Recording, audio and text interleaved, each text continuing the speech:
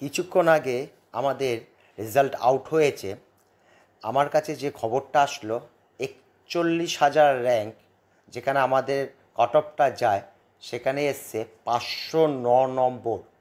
এবার যদি 43,000-এ যদি যায় তাহলে 507 যেতে পারে, যেটা আমি পোলে ফাইনাল সেট স্কোর বলেছিলাম 500 থেকে 500 প্লাসের মধ্যে থাকবে, ঠিক সেই জায়গাটায় রয়েছে।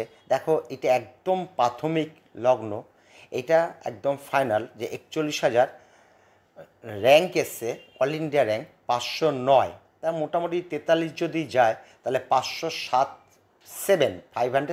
কিন্তু জেনারেলদের কাট অফ যাচ্ছে।